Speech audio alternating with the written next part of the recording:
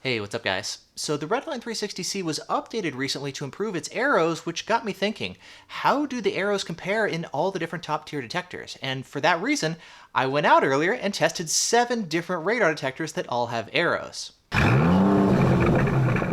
Now in this test, we've got the original Valentine 1 Gen 1, we've got the newer V1 Gen 2, as well as the Uniden R7, the Cobra DualPro 360, the Escort Max 360, the Escort Max 360C, as well as the Escort Redline 360C. Now, this is not a long-range test, it's more of a situational awareness test. I'm curious about the alert presentation and how good of a job the detectors do at communicating what's going on around me as I'm driving up the road. Now, for this test, I've got a set of K-band speed signs pointing in opposite directions. And what I'm going to be looking for in this test is things like, of course, do the arrows point towards the speed signs as you're heading towards them?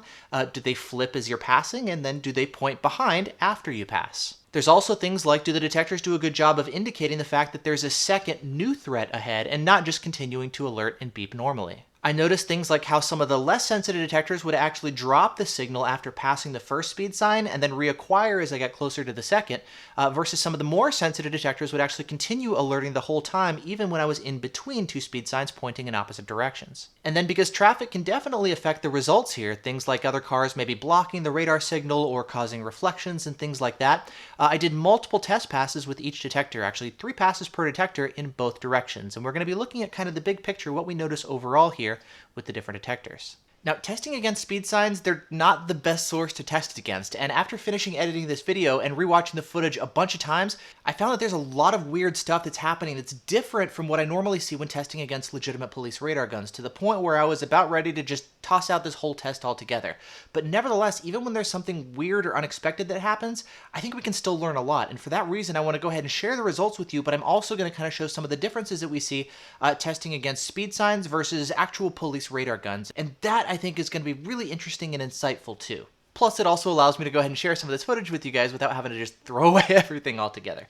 Now starting off, let's start with the OG, the one that started it all, the V1 Gen 1. Now with the original V1, it did a great job. You'll see that when you pass the different speed signs, as expected, the arrows do a good job of flipping from front to rear and letting you know that you've passed the source. I also like the fact that the V1 has a new bogey alert tone, and it lets you know audibly when it detects a second new signal up ahead. I also found that the arrow did a good job of when I'm passing the speed sign on the left and it's now hitting me from behind.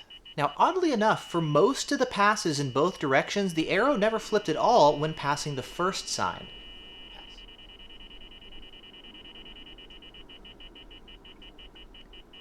However, it would still alert properly to the second threat, and then the arrows would work well when passing the second sign.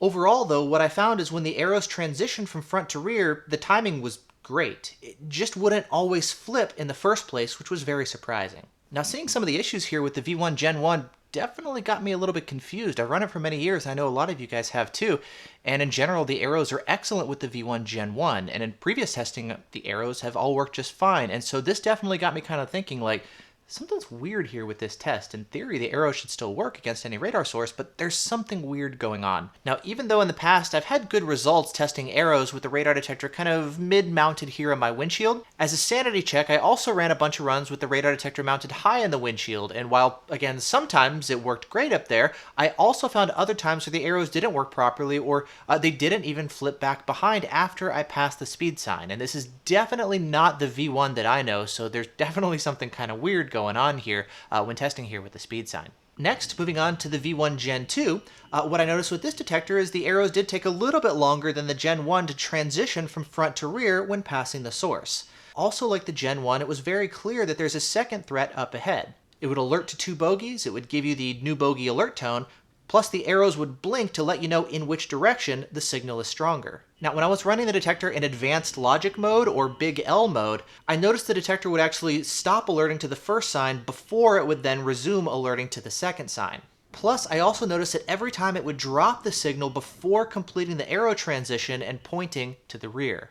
Plus, when I was approaching one of the speed signs from behind, it would sometimes not alert until I basically reached the sign, which makes sense considering advanced logic mode is designed to filter out weak K-band signals. Additionally, for one of the passes, it just didn't alert to one of the speed signs at all, and this was in all bogeys mode. For all of the other test passes in both directions against both of the speed signs, it alerted normally, but in this situation, it just didn't alert at all. And this was in all bogeys mode too, not advanced logic or anything. Overall though, here with the V1 Gen 2, I noticed the arrows are slightly slower to transition than the original V1. Also like the Gen 1, it was very clear that there is a second threat up ahead. The bogey counter would increment to 2, I would get a new bogey alert tone, and the arrows would then blink to show me in which direction the alert was stronger.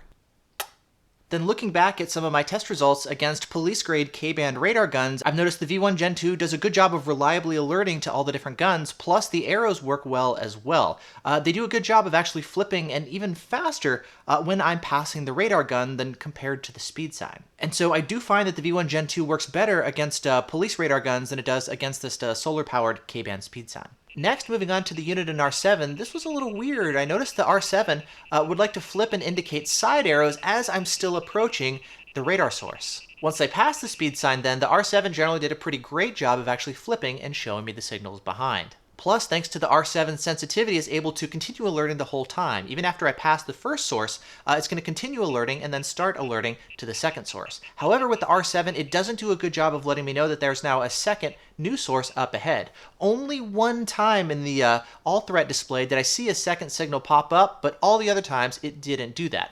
Plus, the new bogey alert tone on the R7 only applies to KA bands, so it didn't let me know that there's a second K-band threat up ahead. I also noticed that traffic did seem to trip up the R7 a little bit more and confuse the arrows due to reflections, but to be fair, I also saw that with some of the other detectors too, like the V1 Gen 1. Overall though, the main thing I noticed with the R7 is that the arrows tended to flip sideways before passing the threat, but once I passed the threat, the arrows were typically pretty excellent in their responsiveness to flip and point to the rear. I like the fact that it could hold on to the signals the whole time, but it typically didn't show that there were two unique signals. And even when it didn't make this audibly clear.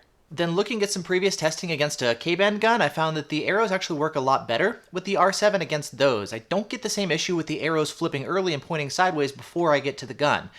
Again, against police radar guns, the arrows do seem to work much better than they do here against a speed sign, and I guess we're kind of starting to see a bit of a trend here, right? Next, let's move on to the Escort and Cobra variants of the arrow detectors. We'll first start here with the Cobra DualPro 360. Now, the Cobra has my least favorite arrows. The arrows are pretty teeny and they're hard to read at a glance. In terms of performance, I noticed that sometimes they would flip to the side early, similar to the R7, but then again they would flip to the rear quickly after passing the source. Plus, there were multiple times when it would actually flip and point backwards before I even passed the threat. Now with the Cobra, there is no option at all to indicate the presence of multiple signals. There's no bogey counter, and there's also no standard plus audio alert tone to give you a special beep when there's a second signal that's detected. Now driving down the course, I noticed that the Cobra would typically drop the first signal before alerting to the second one, so it looks like the Cobra's got less sensitivity than the other detectors I've tested. I also noticed that it would sometimes drop the signal right when passing the speed sign, which was very strange,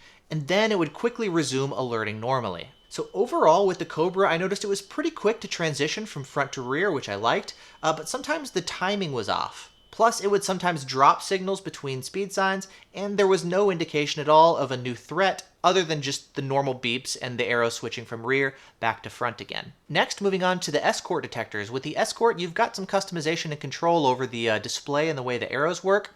I had the detector set to spec FR1 mode, so that way you see both the front and rear signal strength simultaneously, and I had the arrow set to multiple mode, that way it could show the presence of multiple signals simultaneously. Now, starting off with the Escort Max 360, this was Escort's first detector with arrows. Now, I hadn't run mine in a while, and I found out while I was testing that my left arrow had burned out, and so for my side arrows, you'll only see the right arrow lighting up. Now, overall, this detector is pretty similar to the Cobra in many ways, which makes sense, but one of the main differences that I noticed is it doesn't flip to the rear before passing the speed sign. It'll actually wait until after I passed, which of course I really liked. I also like the fact that it had pretty nice arrow transition speeds in general. Sometimes it does take a few seconds after passing the speed sign to switch, but overall it did a pretty good job. Now in between the speed signs, sometimes it would hold on to the signal, other times it would briefly drop it. Now the Max 360 can show the fact that there were two bogeys present, something I couldn't get with the Cobra, but only twice did it give me the new bogey alert tone. The other times it would show that there were two signals, but it wouldn't play the new bogey alert tone. I also like the fact that the arrows could blink in both directions like the V1, and it would blink to indicate the direction where the signal is stronger. Now, like the Cobra though, sometimes it would actually drop the signal when passing the source, and then would reacquire once I'm in the kill zone. I also noticed that in auto mode, sometimes the arrows wouldn't flip after passing the speed sign, and it would drop the signal between the speed signs. Overall though, I found that its arrow transition had better timing than the Cobra. I found that the arrows are much clearer and easier to read, though the arrows are noticeably brighter than the display itself.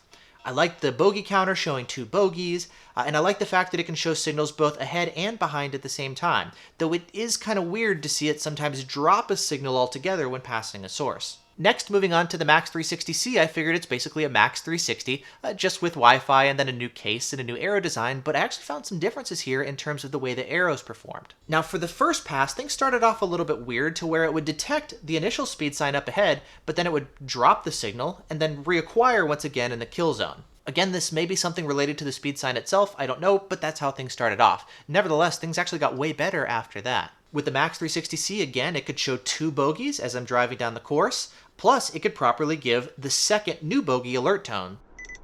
Though usually, like the Max 360, it wouldn't do that. It would only display it visually on screen. Regardless, it would actually hold the signal in the center of the course the whole time, unlike the Cobra or the original Max 360.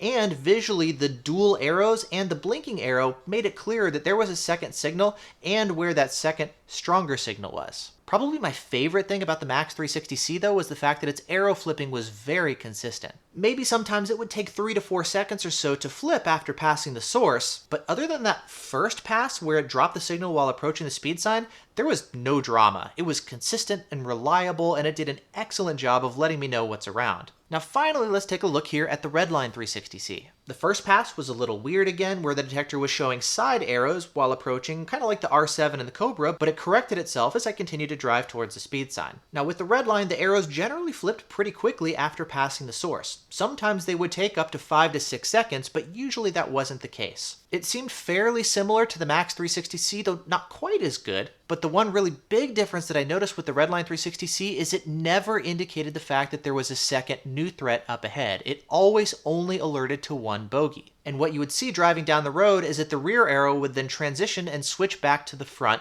but that was it. Now the Maxes all handled this fine with the second bogey alert, but just not the Redline for some reason. Driving down the test course, the Redline would hold on to the signal the whole time because, of course, it's one of the more sensitive detectors here, but it didn't indicate the presence of a new second signal up ahead. And so with the Escort detectors, they actually seem to do pretty well here against these speed signs. Things, for the most part, worked out pretty well. There were some weird things, as I mentioned, like sometimes it would stop alerting when you're passing a speed sign, or it wouldn't alert as you continue to approach. That is probably due to just speed side wonkiness. I haven't seen that kind of behavior before with the police radar guns. I do sometimes see some weird ramp up stuff, but it doesn't typically stop alerting altogether. Now that said, I don't want to discount the results altogether. I mean, yeah, there's definitely issues, and I guess one of the questions is like, okay, well, what sorts of results are valid here? I think maybe some things like seeing the differences with the way the arrows look, the presentation, how easy they are to read, and also some of the differences of like the way they alert to multiple signals. You know, do you get the second bogey alert visually or audibly? How do the arrows blink in different directions? That stuff, speed sign or radar gun, I think this test is good at seeing the differences. And so I don't want to just dismiss and throw out the results altogether because in some ways, yeah, the results are different than what you'll see with the police radar gun, but I still think there's some pretty cool things here that I learned, and it was also kind of a fun surprise to see like how clearly, in many ways, you could see the differences between police radar guns and speed signs. I know people say it all the time, and I've said it before too, but it's nice, I guess, just to see it firsthand directly and do like a direct A/B comparison. So anyway, I just wanted to share that with you guys as well, and hopefully, instead of just throwing out the video altogether and just tossing out the results, we can still learn a lot, which I guess is part of what testing's all about, you know? Sometimes things unexpected happen, but take a look at the results. We can still learn things anyway. So yeah, tell me your thoughts as well on this test. Kind of maybe did you notice some things that I didn't mention in this test? Are there things that I should have mentioned that I didn't? There's other things that we could test, of course, like a different placement for the radar detector, maybe mounting it higher in the windshield. It could perform better. So there's a ton of different things that we could try here. But yeah, this is just one test, one set of data points. And as always, this test, like any other test, is best to combine with lots of other tests so we can get a good sense of the big picture. But yeah, anyway, hopefully this was useful. Hopefully you guys enjoyed it. Thanks so much for watching. Let me know what you think, and I'll see you in the next video.